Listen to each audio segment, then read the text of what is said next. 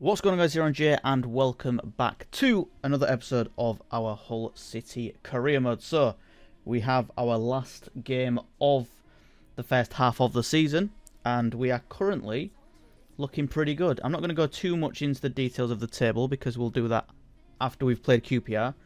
Last episode we did also lose against Norwich, which brought to an end our 13-game unbeaten run. We are playing a struggling QPR who's sitting about 18th, 19th place. And we also have decided that Philogene is going to be our new left winger because, unfortunately, Boufal just doesn't have the consistency to be our main left winger. And Philogene just looks a completely different talent, to be honest, when he's on the pitch. So we are away from home. We are at Loftus Road, if I believe is correct. If I'm not mistaken, the QPR stadium for somewhere else. I will have to check that quickly so I don't sound stupid. But I think Loftus Road is the stadium of QPR. And we almost, while I'm Googling that, score our first goal. Sorry, it is Loftus Road, yeah. I had to check that. So yeah, we're at Loftus Road. It is an away fixture. And that loss to Norwich was also an away fixture. We've started off pretty well so far here, though. And Rodrigo's close to scoring. But we're looking strong. Really, we should be beating QPR. And as I say that, commentator's curse, we do actually score to make it 1-0. Just as I say, we should really be winning this one. But that doesn't mean anything, because we could quite easily go on to lose this. And that is, I mean, it's a win. It's not a great performance by any means. I don't think we played particularly well. Luckily, we did get the goal needed to see off QPR, but yeah, it's not a crazy performance. Not going to be too many highlights. We are now at the halfway point. I will advance to the match, but I'm not actually going to do the match yet because we're going to go look at all the stuff. Bakari again. Stop telling me to change his thoughts. Right. Table time. And we are currently 6 points clear still. Goal difference is about where we would expect it. So we're not absolutely dominating in terms of goal difference. And if you look in the top 9, or even in the top 10. In the top 10 we are the second most conceded team. So we've got such a leaky defence. And a lot of these results, it's going to sound very Michael Owen, is us basically just outscoring the opponent. And that sounds very stupid. Like, yeah, of course, if you outscore the opponent, you're going to win. And what I mean by that is the QPR game was a good example. We just scored 1 goal and then that was it. Pretty boring. To be fair, that QPR game that we've just played was probably the most Hull City looking performance. Like, that's as close to an actual Hull City performance as we're going to get in this game. Because we tend to do that. Go 1 goal up and then we just try to hold it and maybe have another chance or two, and that's pretty much it. The Southampton game, again, it was just a moment of madness. Traore got a winner pretty late on. The Blues game, we could quite easily have drawn that one. Where else are we? West Brom again. Sheff Wednesday, same thing. We won Stoke pretty comfortably, so we had a good performance there. The game against Watford, same thing. Just 1 moment of madness saved it for us. And then even the Plymouth match, that was just 1 goal, and then the game was pretty dead. In fact, I'd say probably Plymouth deserved to win that game, probably, because they looked a lot stronger than we did. But we managed to scrape the win. And then we went on a bit of a dominant force after we lost to Leeds. So those 4 performances there, we definitely deserve to win those. But there's a few performances there. 1 there, for example, we've got 2, 3, 4, 5, 6, 7. 7 of those games could quite easily have been draws or losses, which then puts us in a completely different place in the table. So we've been okay, but we've not been brilliant, is what I'm saying. And I mean, we're in a perfect position. Looking at where we are now, look at that. To be 6 points clear at the halfway through the season, of course, anything can happen, and I do expect us to drop some points. Playoffs is the goal, remember. Anything more than that is, I mean, perfect. But we're also like nearly 20 points ahead. I mean, we are 21 points ahead of 7th. So that's a lot of games to lose and a lot of points not to pick up for us to even drop outside the playoffs at the minute. We're on pace at the minute to get over 100 points, which is mental. And yeah, if we look at the team, this is sort of like reflecting on the midpoint of the season. You look at the team, and we've got some great players here, haven't we? We've got Romo, Rodriguez, Gutierrez, Alvarado.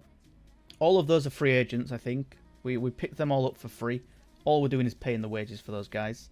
Vinagra's on loan, of course. This back four is our actual back four that we've got in real life. I mean, Christie's always injured, but we do still have Coyle there who's happy.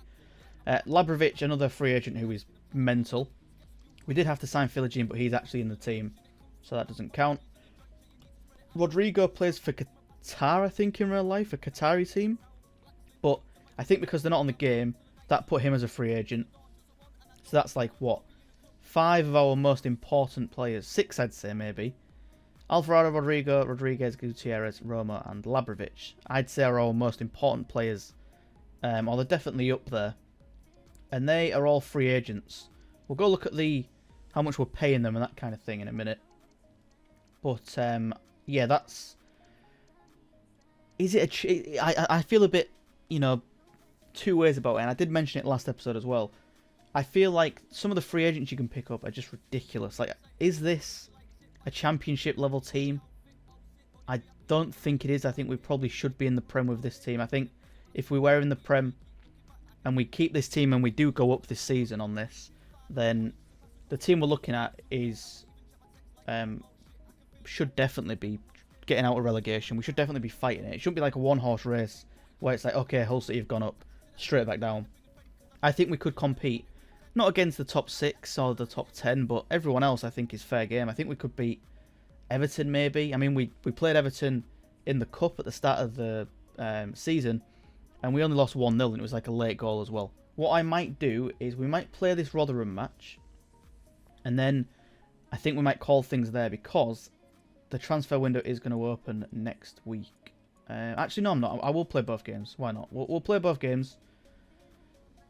We might need to make some substitutions because we do have some tired players on the pitch. So we do. I'm going to bring on Boufal. I'm also going to bring on Louis Coyle. And then Rodrigo can sit this one out. And we will go for... Do we go for Connolly? We'll go for Connolly. We'll put Rodrigo on the bench. Oh, do you know what? No, Bakari can start. Bakari can go there. Traore's earned the right to play a game because he's pretty good. That's a decent little team. That's a decent little team to start things. Football has the power to enthrall, to captivate, and this occasion appears. And here we go then. Rotherham away from home. Good bit of play for the boys. Traore strikes one, and the keeper is going to get that one all day long. And we've got lucky there that they've got such poor finishing. If that was anyone else like Leicester, I think we would have been in trouble then. So this is a chance for Connolly to earn himself a contract extension if he's willing to accept one. And he, I mean, there we go. What more can I say, to be honest? He's just... He had his opportunity to earn an extension, and as I say that, he goes and scores. To put us 1-0 up in a game that we are really struggling with at the minute. Rotherham at home are really doing well against us, to be honest. Of course, we haven't got our main squad on. Sort of the second team. But even then, the second team should be able to do a little bit of damage against Rotherham. Just not... We've got to avoid getting complacent here. And giving away a cheap... Okay, there we go. But every time I speak, I just jinx myself. I feel psychic at the minute. I asked for Connolly to try and score to get a contract extension. He goes and scores. I say we need to not get complacent. We instantly concede as I say that. And Rotherham, to be fair, they do deserve it, are instantly back in this one. And good save. Good save from Johan. Is it Johansson, is it? And we have 20 minutes to either hold on or grab a winner from this one. And it starts with a corner that Greaves gets hold of. Connolly just blazes it wide. And that's another great save. I mean, to be fair, we are making the chances. they're just coming few and far in between. And to be fair, Johansson has been brilliant in defence. Traore, another good save. Well, that keeps it all level. What an important save that is. Who can they pick out? Oh, and we've hit the bar, and it's blocked off the line as well. Not quite the clear. And that is a draw. I mean, it's what I've been saying though. There's been moments, and we've those moments really have gone in our favour a lot of the time this season, and that was a perfect example of one of those moments not going in our favour.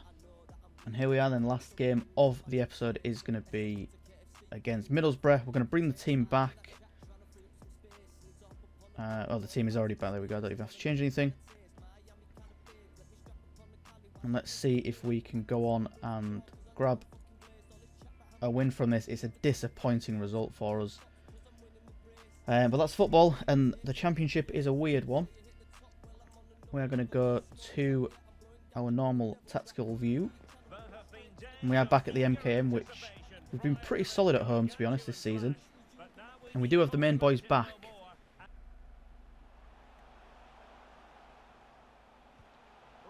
Philogene finds Rodrigo, and there we go. The boys are back, instantly making an impact. 4-5 minutes in, Philogene finds Rodrigo, and we'll watch that one again. That was a beautiful bit of play. Philogene just dribbling around everyone, picks out a perfect ball to Rodrigo, puts it in the back of the net. He loves shooting to the keeper's right hand side, and we are back. And I think, yeah, what I was saying last game might be the case. Just without Rodrigo and Philogene, we are just such a weak team.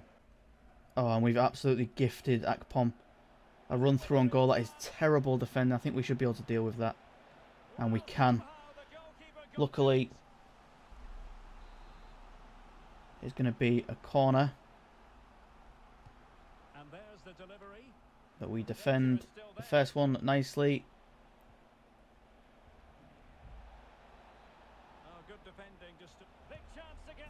And there we go. I thought we'd given away a penalty then.